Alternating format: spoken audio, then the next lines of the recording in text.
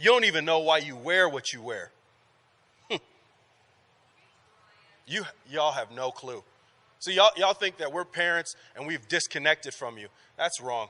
That's so far from the truth. This is not what I'm getting into, but obviously. It's the Holy Ghost. Come on. Let the Holy Spirit. Y'all want to keep playing that line, and you're going to get caught. Yep. Because there's not a sneaky person in here. Not one. Not one. You guys telegraph everything. It's real simple. Whether we say something immediately or not, God does the same thing to us.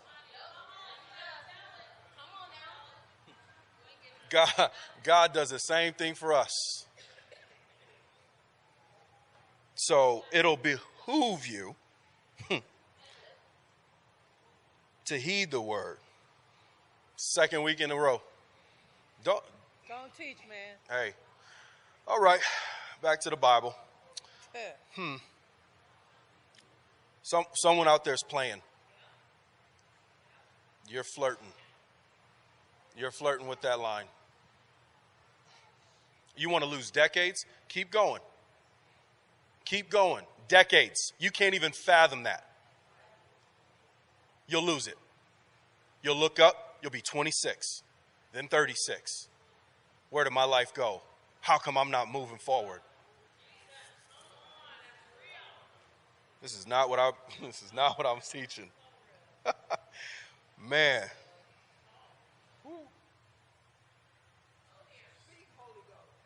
Yes. Hey, y'all keep playing, okay?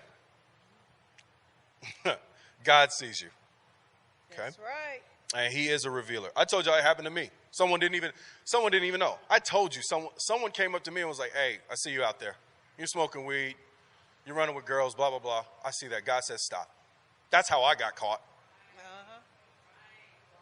I hear you, man. Y'all don't want that. Nope. I have mercy.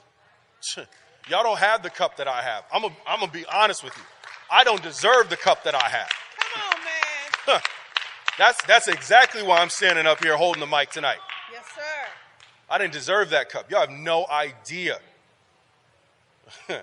Y'all think y'all sneaky in Omaha. I was sneaky in Chicago.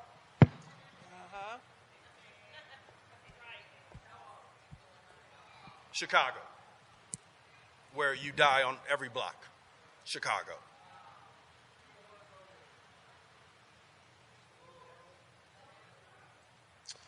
I'm trying to get to my notes, but somebody's just staring at me, and y'all want to test it. Okay? All right. Here we go. Ephesians 6:4. Ephesians 6:4. You can read, I don't care. We can read out of King James, NIV, whatever you're comfortable with. I'll do NIV. Okay. Ephesians 6:4. Yea, Lord. Ephesians 6:4 from the NIV. Fathers, do not exasperate your children. Ooh, exasperate. Okay. Do not provoke. Provoke. Read.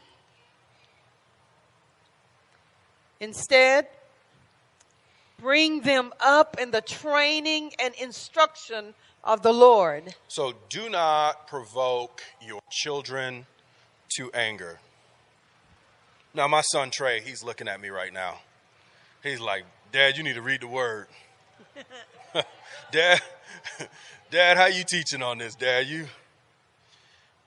And this ain't when you checking your child because they did wrong and they got angry because they got caught. No, this is a big difference. Fathers, don't provoke your child. You're not supposed to poke at them, kick them while they're down. You're supposed to lift up your family, lift up your children. Your children should be raised in the same manner in which Christ raises the church. Okay? He leads the church. You lead your family. So men, young men, you're not here to to kick your sons, your daughters, to make them have low self-esteem. That's not what it's about. Okay? That is something that is detrimental. Long term. Okay? There's a lot of issues that come with that stuff. Dads are responsible for their children's self-esteem. You can tell the difference between a child with a dad and a child without a dad because of how they behave. It's very simple. Okay? Mm-hmm. And so this word, provoking, we can't poke them.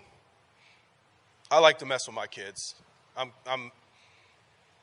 on the edge, right?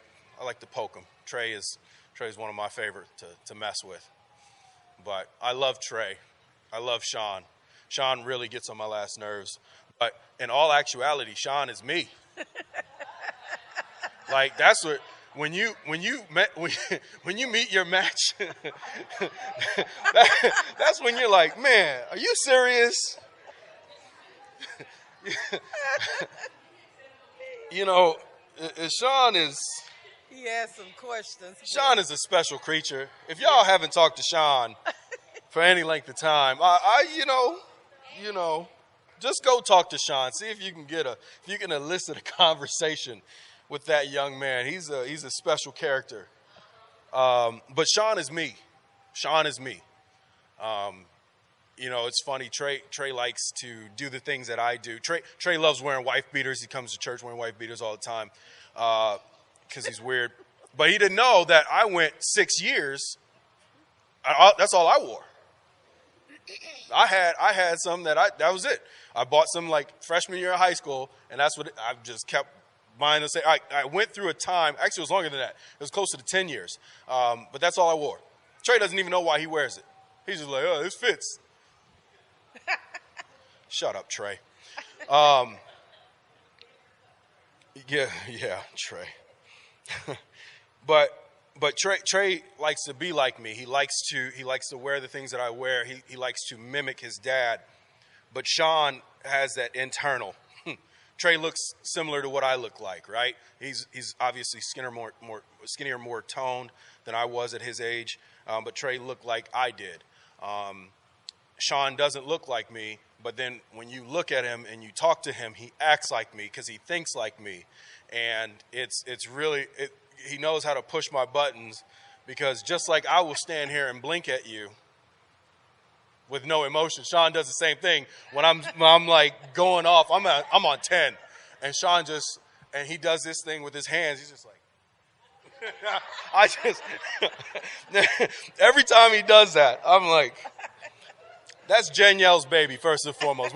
We've separated these children, okay? Trey is me and Danielle's. That's our baby, okay? Sean that's Danielle's child. She requested that. She put in a special order, looked at the menu, pointed at Sean. JC is mine. That's my little angel. She gets in trouble by me. Now I correct JC. Y'all don't trip. Don't think I don't correct her. I correct that little girl. But then she just comes by and smiles, and she's just the cutest little thing. So that's my baby. Okay? I love my little girl, and that's why she's afraid of absolutely nothing. That little girl. She will flex up on Trey. Now Trey he getting a little muscle. He ain't got a whole bunch. He getting a little bit of muscle. But JC don't care. She like, listen, all that muscle just easier to knock you down. So she thinks she can whoop Trey. She can't. Let's just, she's the first one to cry. But like I said, I push my kids because I want them to be really great. And there's certain things that I know I have to push on, because if I allow that thing to metastasize, then it'll make them weak in the future.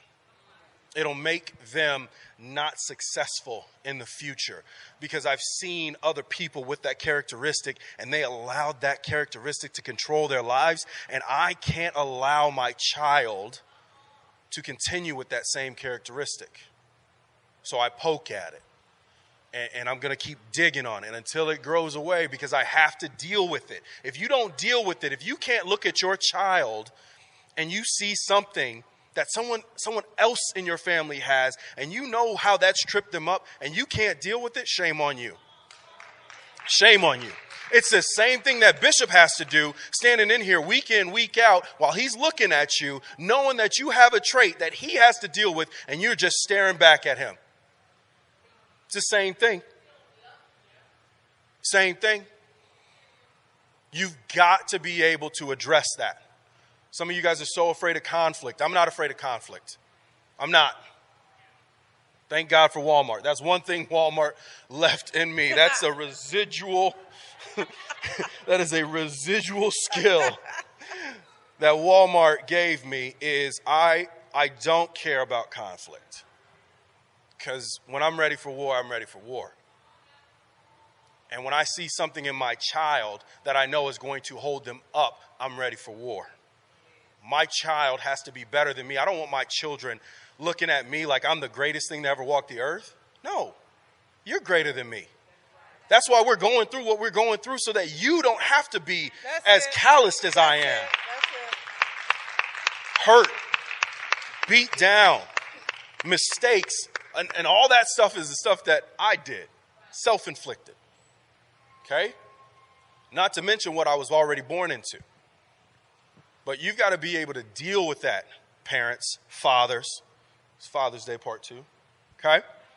You've got to be able to deal with that. Fathers, you got to be involved. You have to know what's going on with your children. Okay? If you ain't looking through their phone, you're wrong. Trey's phone is locked in my safe. Trey's made some terrible decisions. We all have. But he doesn't get a phone. And even with that, he still did some other stupid stuff using other people's devices. He still didn't learn. Just like his daddy. His daddy's hard-headed. His daddy's hard-headed. But once his daddy got it. All right. So we're waiting for the day that Trey gets it. Come on. Because we know that Trey has something special. He'll get it. That smile, his it. heart, his character. Trey is special. Yeah, he is. Trey is the reason why this guy grew up.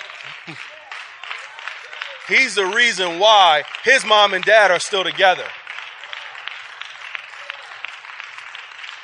He's the reason why we don't talk to each other crazy. We had one time it was, you broke and you got broke kids, you ain't got no money. We were staying with my mom. We got in a little tiff, little argument. And Trey was on the bed and he looked at both of us. Like, what is this? Because he was born in love. Yeah. He was a first grandchild on both sides. All he knew was love. So when he heard that, this ain't my life. I don't belong here. Yep. And Danielle and I looked at each other and we said, oh, that's what you did. Okay, but you can't get wrapped up into trying to be like me so much that you're going to break whatever I say to do. That ain't how it works, son. We got time, and we're going to stay on you because we have high hopes for Trey. We have really high hopes for Trey. Colossians 3:21. We're going to say the same thing.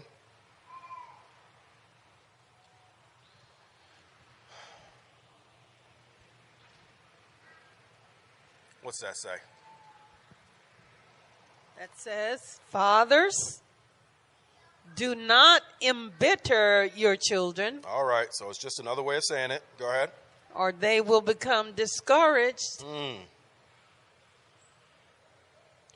Or they will become discouraged. We just talked about that. Okay? We got to make sure we edify our children. Okay? Being a part of their lives is what helps them from stop being sneaky. Now, you're not going to stop them from being sneaky, right? Teenagers, y'all just do the stupidest things on earth. Okay? I can say that because I did the stupidest things on earth. Y'all have no idea. Y'all have no idea. Zero. None. Okay? I crashed my mom's car at 17, got in a bad accident, probably should have been dead. Okay? I've done it all. Drag raced. I was 16 drag racing. Yeah, 16. 145 miles an hour. Okay? Y'all have no idea. Y'all have no clue. Y'all have no clue. I did everything to kill myself, to remove myself from the face of the earth. Swiftly. Okay? Just a stupid teenager. My wife had more sense. She's like, I'm not going with you. I'm like, it'll be fun. She's like, Yes, Lord. That's been my voice of reason for 20-something years. Y'all give her a hand. She's had to deal with me in so many different ways. Y'all have no... Just pray for Danielle. That poor lady. I love that girl. She probably... never mind. All right. So we can't provoke, but we've got to discipline. We've got to keep our children in line. Okay? When we discipline correctly, then they come back to us. We had a situation where, there was some people came over our house, wanted to hang out with us. And I'm very rigid on how I expect things. And so my wife was like, you're probably too hard on them. That's why they didn't want to stay. And I said, good. Because they have to understand that discipline exists in 14802 South 22nd Street. All right, now. You can't just waltz over and do whatever you want because Brian's going to check you. Because was the pool? I paid for it. Was the pool ready? And yes, we were in the pool. Okay. I paid for it. Me and my wife worked very hard for this. Yeah. And y'all ain't just going to do whatever the hell y'all want to do. So, right. And I'm okay. I'm okay with hurting feelings over that because I'm not going to change my stance. That's right. Okay? Yes, sir. So it's discipline. Discipline doesn't always mean, physical, right? It could just be boundaries. Boundaries. Okay? Discipline teaches you. It's just like driving. Okay? Right? You don't cross double yellows. Okay? No. Right? Mm-hmm. That's a discipline. Understanding where your boundaries are. Okay? And as fathers, that's our job, is to teach our children those boundaries. Okay? Amen? Amen. All right. So we discipline when necessary, but we also have a good time. At my house, we have a fun time. Last night, somebody was in trouble. Look up if you were in trouble last night. There we go. All right. And then,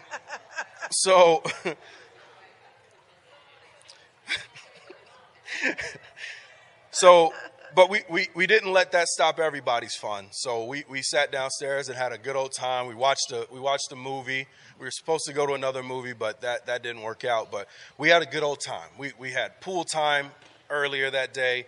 We had pool and backyard time on Sunday. We have a good time. But when there's rules and things that have to be done, see, we have this rule in our house. You work first and then you play. You work first and then you play. Whatever you got to get done, you get done. But don't come to me asking for provisions if you ain't done doing what you're supposed to do. That's an automatic reject. Okay? That's discipline. The discipline of knowing I've got to do this. Some adults don't have that discipline either, because you didn't have a father to teach you how to have discipline and to prioritize your day and get stuff done. There's certain things that have to be done on a schedule. There are certain things that have low priority. You've got to know how to prioritize your day to accomplish everything that you have to do. In my line of work and Lachelle's line of work, I operate on a very efficient schedule. I will not do something if it goes out of my efficiencies. Okay, I literally will create a loop of the city and not have to backtrack because I am efficient. I will move an appointment to the next day so that I don't have to mess up my efficiencies. Sure. Because I have to operate efficiently. I have to be disciplined in what I'm doing. Okay? But no one taught me that. I had to learn that as I went on. fathers, your responsibility to your children is to teach them discipline. Yes. Okay? And if you don't have that discipline, if you don't understand how to prioritize, then always reach up for help. Ask for help. Ask those questions. But don't go continuing on with life like, I'm struggling with this and I'll just never get it right. No, ask. Because there's a lot of people that would love to help you. Okay? Amen? All right. But fathers, we got to teach our children also how to have fun. Q's the only one right now, so he's having a blast. Okay? And that's how it's supposed to be. Yeah. But even when you have multiple children, everybody's supposed to have fun. Okay? You have to learn what everybody enjoys to do. Right. JC loves playing with dolls and doing some weird stuff with dolls. I don't know. I leave immediately. Okay? Because I have no idea. But Sean sometimes goes in there and he plays with her. I'm like, oh, that's cute. Whatever. But Sean, that's not what Sean likes. Sean loves video games. Sean likes coding stuff. That's his thing. That's his wheelhouse. Okay? Trey loves basketball. He loves playing sports. That's his thing. Just give him a basketball. He's gone for 6 hours. Trey, did you eat? No. Okay, let's do this basketball thing more often. Okay? But you've got to understand what your kids enjoy. Trey doesn't like the pool. JC can't stay out the pool. So, you just got to know. You got to know how to have a good time. Okay? Amen? All right. All right, let's move on. So let's talk about budgeting. I love this conversation. And Simone, I'm glad that you brought that up. So in order to buy a house, in order to do the things that you want to do, in order to have a pool, you got to have some form of budget. Okay? The budget that we're going to go over today is a pretty simple budget, but it helps you break it down into three main categories. Okay? All right. It's called and I've taught this before, the 50-30-20 budget. Anybody remember this? Yeah. Someone? Yeah, one person? Excellent. Okay. The 50-30-20 budget. Okay? So 50% of your net income goes to your needs. Now, when you look at these budgets, no one ever puts one important element in there. What's that? Tithing and offering. Okay? So in order to be able to put that in, you need to know what number. Gross. Very good. Gross. We got to know how much we make. Okay? Because if Uncle Sam can take off the top and we're only giving God what's left, that ain't it. That ain't it. Okay? We're shortchanging God. Right? Okay? So you have to know what your gross income is. Right? So in the 50% category, that is our needs. Our needs. Tithing and offering. That always goes. That is the first line item of my budget. Always. Okay? I don't even think about it. Matter of fact, some of it's automated. So as soon as the check hits, it goes. There's others that, because it's sporadic with my commission checks, and my wife's commission checks, but like her payroll, automatically, it's gone. Don't even consider it. It's not there. Okay? Tithing and offering. That is the number one principle. If you guys take away anything that I say tonight, tithing and offering. What is tithing? 10%, a tenth. Okay, 10%. How do we find that? Simple math, right? Yeah. If you have a $5,000 gross, I'm going to multiply that by 0.10. Thank you, Pastor Linda. Woo, the summer is doing y'all wrong. Okay, 0.10. All right. Tashi, if my gross is 5,500, thank you. Whew, thank you. Thank you. Say that a little louder because I think people were sleeping. How much was that? 500. 500. All right. Okay. Follow-up question. How much is offering? 250 or 5%. Very good, Tasha. Give Tasha a round of hand, y'all. She's on her way. That very principle trips us all up, first and foremost. How many of y'all, don't raise your hands, I will. How many of y'all been broke before? Okay. How many of y'all struggled to pay tithes before? Okay, all right. Don't look around because if you didn't raise your hand, you will. It's very simply put that it is tough. I don't care. We're humans. It's tough. God, how much? You need all that at once? Can I put something on it? Okay. I'll give you my testimony. When my wife and I went to Lincoln, we had the absolute worst time. Not just because we were broke college students. We weren't tithing. We weren't doing what Davion does or Dadrion does and put it in an envelope. Nope. Oh, man, I need every single penny. And guess what? God's like, oh, you know the principle, homeboy. Guess what's going to happen? We struggled. I'm talking about broker than broke. Broken than broke. And it was rough. Because one principle, 10 cents on a dollar. It's such an easy thing. So easy. Because what you do in the little, God does greatly. Okay? And so I didn't have my epiphany until I was on unemployment coming back here with my wife pregnant with Trey. Now, I had an internship at one of the biggest companies in the United States at that time, and I couldn't get a job. I was one of the top interns for 2 summers in a row. Matter of fact, they sent me to Des Moines. I worked, was it 72 hours? 72-hour weeks, plus per diem. I was special. They gave me a car, everything. Gas card. I was special. Couldn't get a job. Doggone recession? No. Stupid Bryan didn't tithe. Knowing the principle. Okay? It's a very simple thing. So here I come, broke, had to move into my mom's house.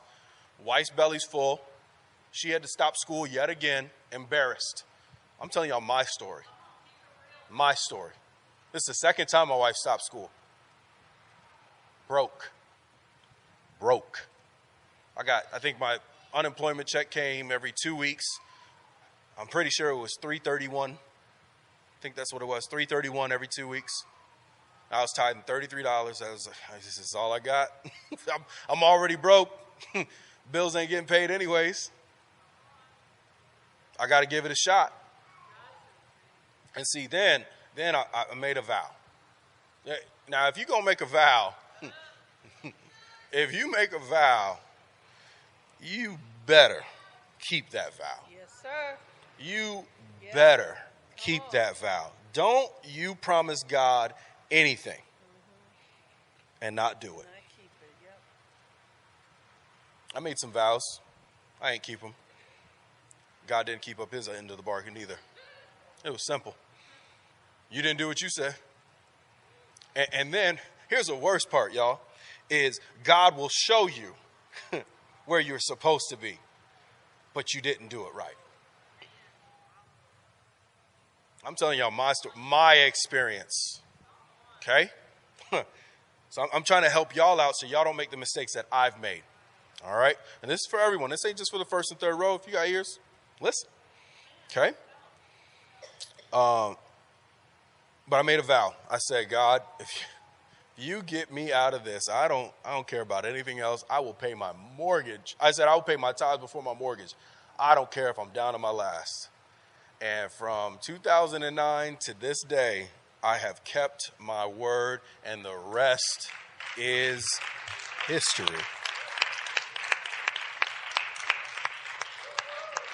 History. So It's a very, very simple thing. Malachi 3:10.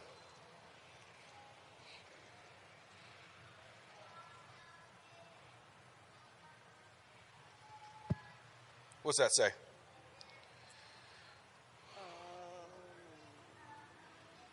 You back there preaching, huh? I mean, my goodness. I'm going to give him the mic here in a second. I'm in the KJV now. Okay. Bring ye all the tithes into the storehouse. Some of the tithes. All the tithes. Skim off the top. All the tithes. God can't calculate. All the tithes. Shorten it up. But you had this come up. What does it say? Bring ye all the tithes. All the tithes. Into the storehouse. So real quick, Jesus Christ was a tithe. Is that correct? Yes. Yes. Did God skim a little off the top? Hey, you don't get all of this. A little bit of you survived. That's right. No, he gave it all. Gave it all. Every last drop. So if God has a tithe, then who are we? Who are we? It's a simple principle. Oh, but it's Old Testament. You know, when Jesus died, that veil was torn. Excuse me. Did Jesus not go around quoting the Old Testament? So if the Old Testament was important and imperative to him, then why wouldn't it be important or imperative for us to obey? Yep. Tithing is not an Old Testament thing. No, sir. It is for the kingdom of God. That's right. Kim Kardashian, she tithes. She taught Kanye West how to tithe. Yes, she did. If you listen to his track, he talks about it. He talked about tithing off of $150 million, and he had to pay an IRS debt. He tithed. He did that. He was like, man, it took me half of my pie, is what he said. Almost half the pie. Okay? That was $150 million. How much was he worth before he went off the road? Don't get me wrong. Okay? He was worth over $4 billion in just a matter of years. So tithing is not just a principle for the church and those that, no, it's for humanity, just like faith. Yep. Just like faith. God can't change his word. That's it. You write a check to the church. That's good. That's good. And God's going to, your money's not good here. No.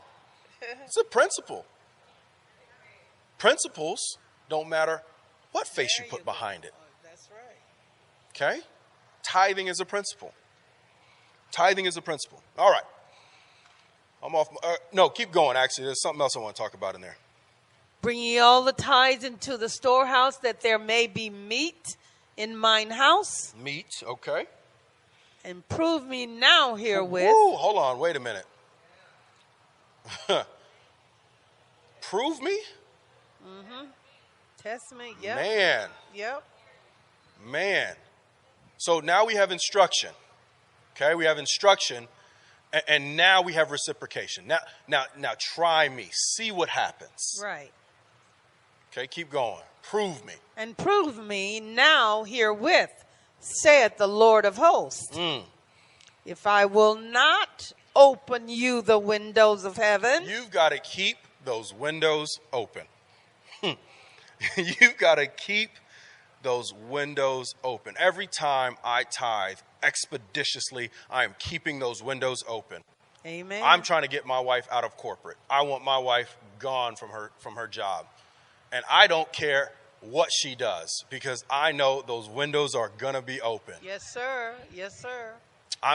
We are living by faith. Absolute faith. And I don't care. I don't care what she made last year. I don't care what she made the year before. Some of y'all would be like, man, I couldn't leave that much. Some of y'all said that when I left Walmart.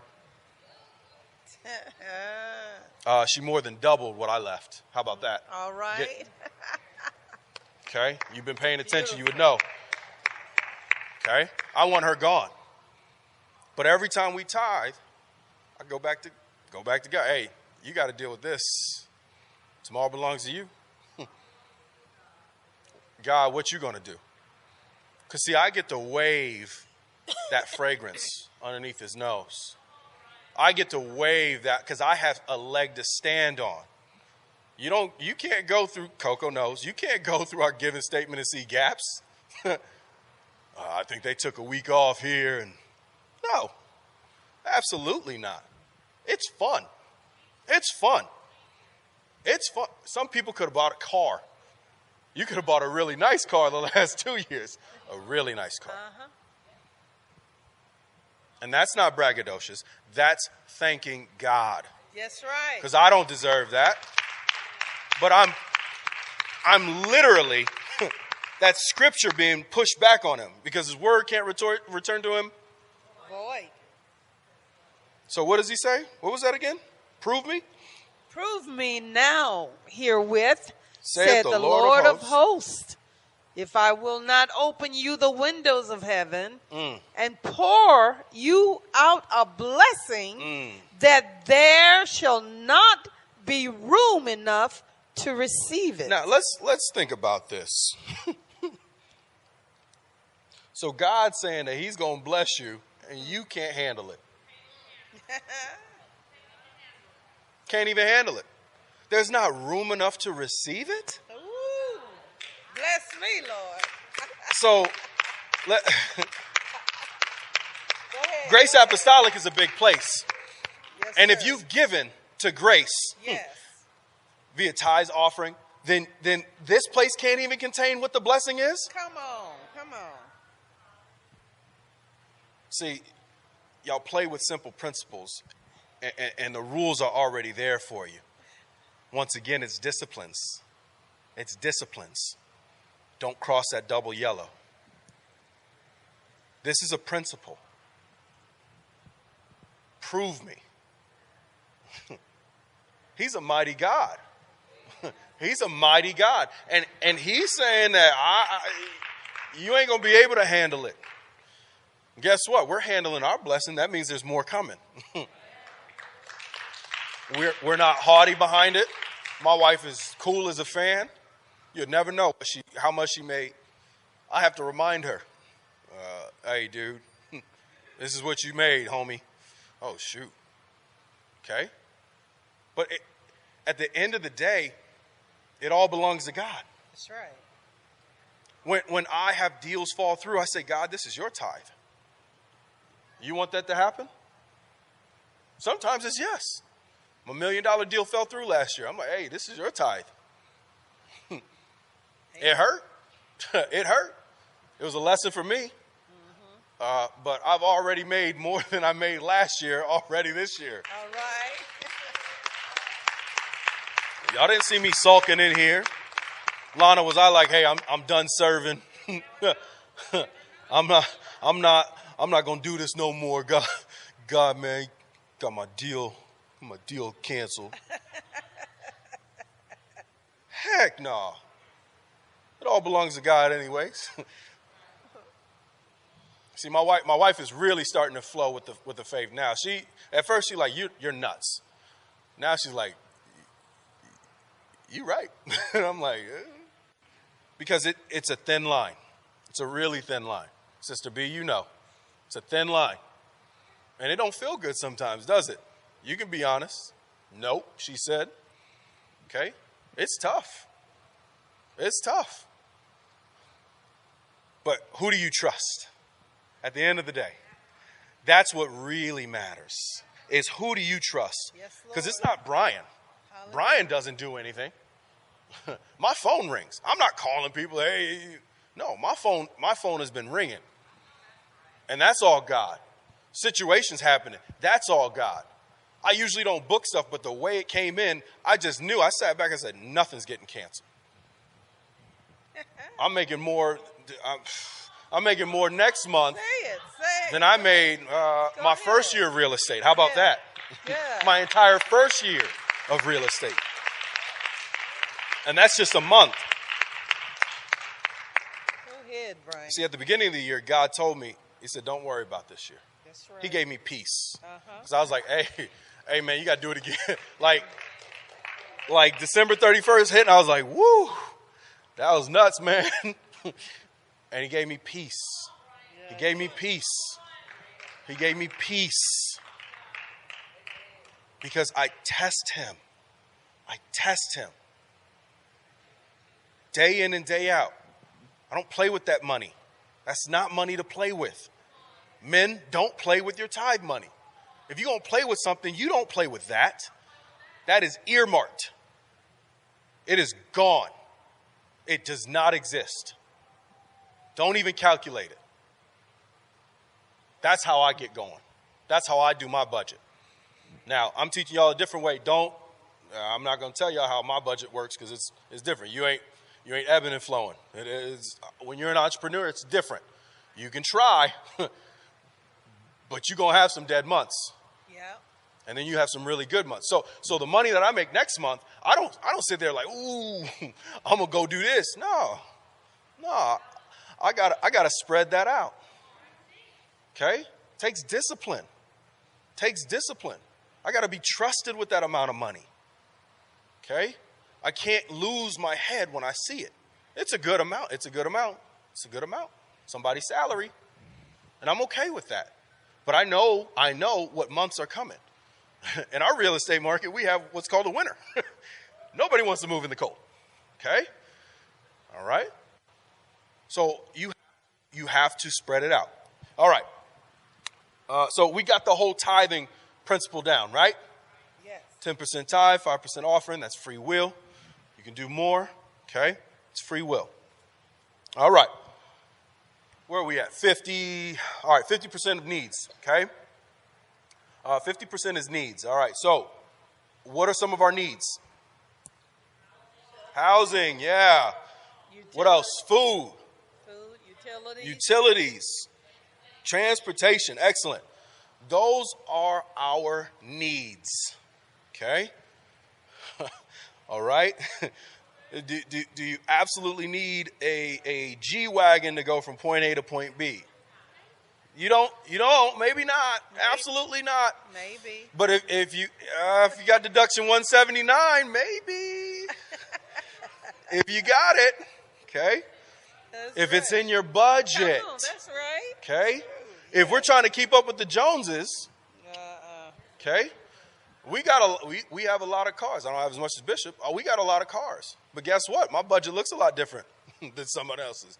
And when you come down and when you break it down to percentages, I think I did the math. Our percentage of our housing percentage is only 7% of our gross.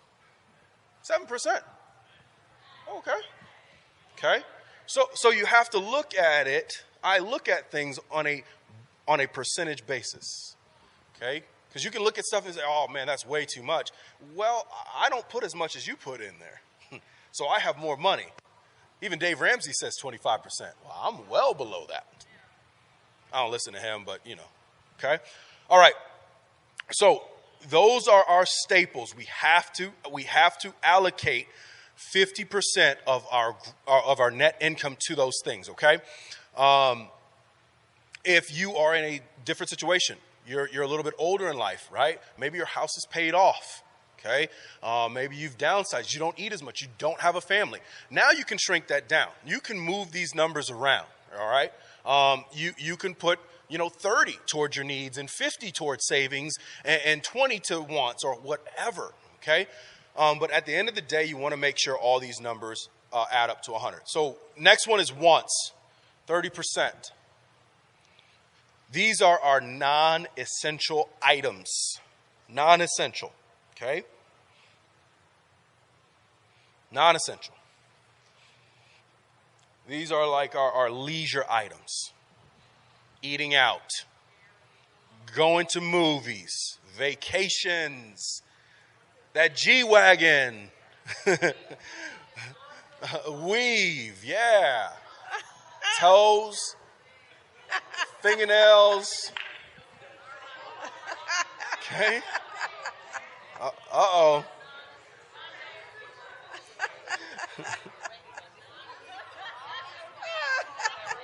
Look what you See, this is where, see, Tinka, this is where you try your hardest. All right. These are our wants, okay? 30% wants, all right? So you give yourself, okay, 30%, all right? That's a good chunk, 30%. To spend that on whatever other things you want after your needs are taken care of. Tithing is taken care of. Your staple bills are taken care of. Okay? Just because you want it doesn't mean you need it. All right? I'm going to say that again. Just because you want it doesn't mean you need it. Bree looking at me like, don't say that again. Okay? I'm trying to tell him that I really need something. Sorry, Bree. Okay. Chick-fil-A. Woo. Now she's talking my language. All right. Okay, the last one. I'm going to wrap it up, y'all. 20% goes to savings and debt payments. Savings and debt payments. All right. So I'm going to preface this. I will, for an advanced finance course, right? We would talk about utilizing and leveraging debt, right? OPM, to invest. That is not what this means. This is something completely different, okay? Once again, this is a budget for a beginner, okay? Or someone who struggles. These are simple things, okay? All right. So savings is retirement. So 10% off the top, okay? Off the top of the top of, after the top of the top of the top, okay? Does that make sense? All right, when we're at the 20%, this is like the first thing that goes. So you can either do like retirement or long-term savings. They can go towards short-term savings, like those things that you're just trying to, I just got to, let me put my money together and get whatever. New shoes. I really want this bag. Because there's nothing wrong with having things, y'all. There's nothing wrong with saving up and getting it, okay? There's nothing wrong with that, okay? But you want to make sure it's all within your budget, right? Now, going super in debt to get stupid stuff, that doesn't equate, okay? That's not what we're talking about. That's not what we're talking about. Save up for it, right? If it's $100 a month and you want a $1,200 bag, how many months is that, Cam? 12. Okay. Thank you. All right. You looked at me like $100 a month times 12 carry to 1. 1,200. 1,200 in 12 months. All right. Very good. Okay. So short-term savings. Maybe it's a vacation. Maybe you and your family. Maybe y'all want to start planning for Greece. Okay. That goes in that bucket. Okay. Start planning now. Okay. Don't get to January and be like, shucks. I'm not going to Greece either. God, they always pick the expensive places. No, you had time. You had time to save, and you chose not to. Okay? All right? All right, so that's the first 10%. Last part of savings is the emergency fund. Okay? I've got to do a better job with my emergency fund. Right? I've got to do a better job. But your emergency fund should be 6 to 12 months of your expenses. 6 to 12 months, okay? Now, if you have, let's say you have a bigger budget, but you do a lot of lavish things, okay? If somebody loses income, you can't continue that. So your 6 to 12 may look different off of the necessities, those liabilities that you have to take care of on a monthly basis. Does that make sense? Yes. Okay? If you go out to eat and you spend $1,000 at a restaurant every month, okay, because you got it like that, okay, every month, Danielle, put your hand down. Stop smiling. They don't need to know, okay? If you do, don't ask questions y'all want to know. Fleming. If y'all do that, okay, yeah, we got 5 people. Yeah. Every month. No. I'm probably about 300. But anyways, all right, back on track. So, but those are lavish things that don't compute over to that 6 to 12 months. Does that make sense? Okay. So you have to be very literal about it. All right. Okay, because you're not going to be driving all over the city or going and doing all this fun stuff if you're looking for employment or trying to figure out how to build up your monies again, right? Okay, 6 to 12 months, all right? So you want to try to save 10%. Once again, you can play with these numbers. If 50% is too much on your needs, right, you can push that to savings, all right? Okay? 50% needs, you could be 50% savings, 50% savings if you got it like that, all right? Okay. The other 10% of that 20 from savings and debts is debt payments, okay? And there is an order on how you should pay this down, okay? You typically want to start with your highest interest rates, and those are going to show up in credit cards, okay? Credit cards have the highest interest rates, all right? Usually unsecured loans, lines of credit, things like that, they'll have more of a fixed interest rate, so their impact monthly is going to be different. But your credit cards are going to, if you carry a balance, they roll over every month, and they charge you interest. So whatever your interest rate is, you divide that by 12, okay? And then you multiply that number, that percentage, times the balance. And then they'll give you a daily balance, average daily balance, okay? And you can actually figure out how much you're going to be paying in interest. If you guys read the instructions, they'll tell you everything. Okay, read your statement. Okay, read that. So you start with the high interest credit cards. Then you go to high interest loans, unsecured loans, line of credits. Okay, and then the last one is other monthly liabilities. Okay, the most evil word in this nation, or 2 words, student loans. Okay, I figured I'd get something out of that. Okay, student loans. You know, put money towards that. Start paying that down. Pay more than what they're telling you to pay. Okay, because if you've been paying on your student loans, all right, give our assistant pastor a hand. Thank God, we love her, but man. She got that finger out. She left on that one. At least you know when a spirit leaves when you telling the truth.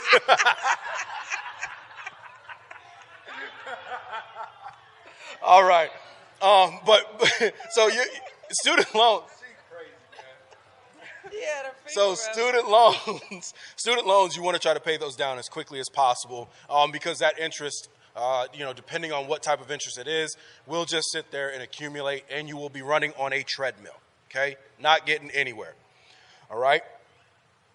Sometimes with this budget structure, it's very difficult for people with high debt.